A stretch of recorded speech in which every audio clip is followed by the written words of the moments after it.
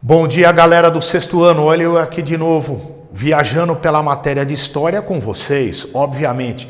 Vamos continuar com a aula de Roma. Lembra que na primeira aula eu falei com vocês a parte 1, certo? Localização romana, origem de Roma, a lenda do Império Romano. Vocês estão lembrados? A expansão do Império, a divisão cronológica naquela aula que eu passei para vocês. Agora, nós vamos discutir dois temas importantes, que é a crise do Império Romano e a queda do Império Romano.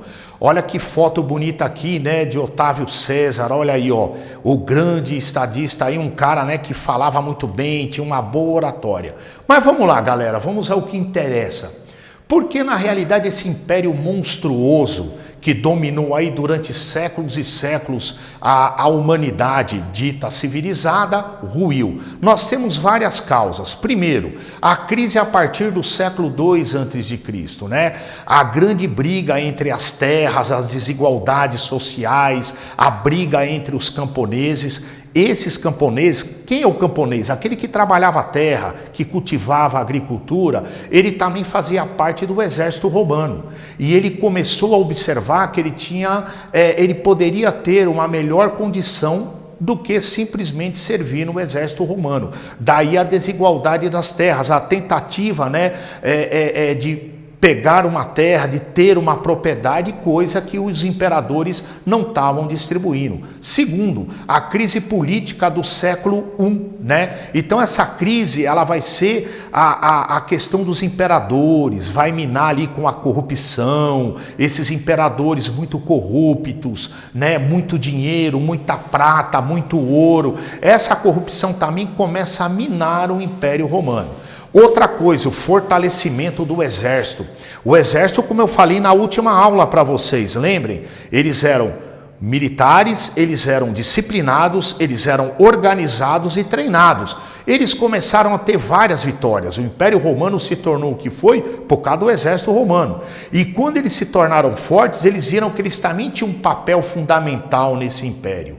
E outra coisa, determinadas regiões que o Império Romano dominou, ele teve muita dificuldade de administrar. Eu vou dar um exemplo para vocês, a Gália. Olha aí, do ladinho eu estou dando a foto do quê? De Jerusalém. Jerusalém é uma das cidades mais velhas do mundo, considerado 3 vezes santa, porque é o berço das 3 maiores religiões do mundo. Jerusalém aí que está na região ali da Galileia, ali, exatamente hoje pertence a Israel, era uma área super difícil de comandar, né? Então o exército romano tinha muita rebelião, tinha muito problema nesses lugares. Então ele tinha que destacar legiões, soldados em grandes números para combater essas rebeliões causadas por essas pessoas, principalmente na parte religiosa. Outra coisa, as invasões bárbaras, exatamente nas fronteiras. Por quê? O Império Romano era tão grande, vocês lembram lá na primeira aula que eu dei? O Império Romano era tão grande que ele tinha que policiar suas fronteiras. Só que com essas rebeliões ele tinha que se deslocar os exércitos. O que ocorria? A fronteira ficava vulnerável e aí os bárbaros invadiam. Galera, na realidade, finalizando a nossa aula, nós temos o seguinte: com a queda do Império Romano, houve também outros itens importantes, como a rebelião dos escravos, né? O maior exemplo foi Espartaco. Vocês estão vendo aqui do lado? Os grandes gladiadores, né? Esses escravos que eram colocados nas arenas para lutar como gladiadores, eles se rebelaram. E uma das rebeliões mais famosas da história antiga foi liderada por um escravo chamado Espartaco. A crise social e política que eu falei para vocês.